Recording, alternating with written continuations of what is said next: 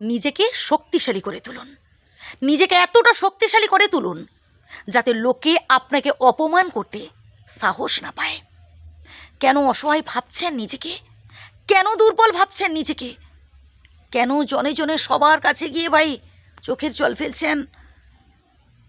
আপনি যার কাছে গিয়ে দুঃখের কথা বলছেন সে কি আসলে শুনছে, নাকি সে উল্টে তার দুঃখের কথা আপনাকে শোনাচ্ছে?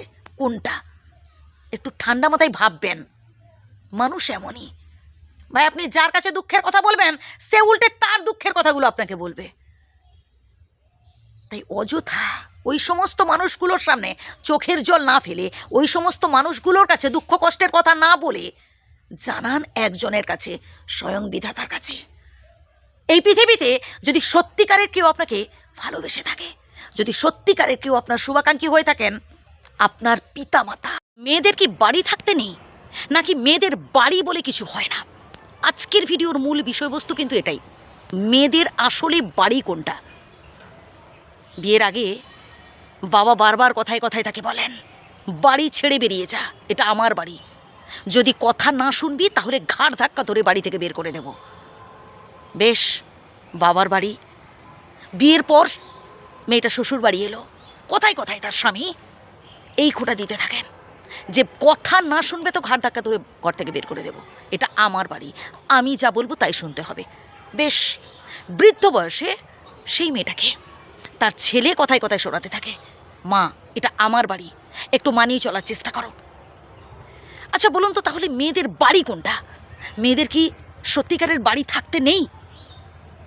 যে মেয়েটা তার বাবার বাড়ির শখ সুখ ঐশ্বর্য সব কিছু ছেড়ে শ্বশুর বাড়ি আসে, সে অনেক আশা নিয়ে আসে ভাই, যে শ্বশুর বাড়ির প্রত্যেকটা মানুষজন তাকে বুঝবে, তার দুঃখ কষ্টগুলো ফিল করার চেষ্টা করবে, সেই বাড়িটাকে না নিজের বাড়ি ভাবে।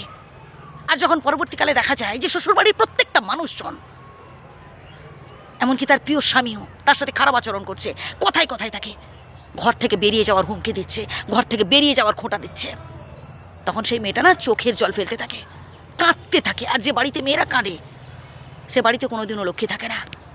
সে মা হোক, সে মেয়ে হোক, সে বোন হোক, যদি কোনো বাড়িতে মেয়েরা কাঁদে সে বাড়িতে কোনোদিনও অভাব অনটন দূর হয় না, কোনোদিনও সুখ আসে না।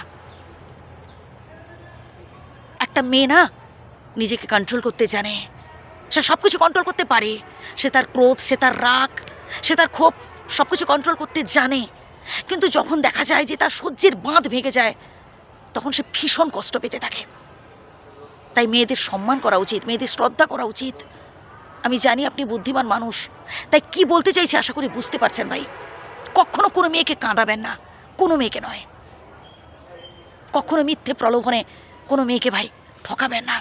কাউকে কাঁদিয়ে, কাউকে কষ্ট দিয়ে কোনোদিনও সুখী হওয়া যায় না, কোনোদিনও সুখী হওয়া যায় না। জীবনে সফলতা অর্জন করতে হলে আপনাকে অনেক কষ্ট করতে হবে, অনেক পরিশ্রম করতে হবে।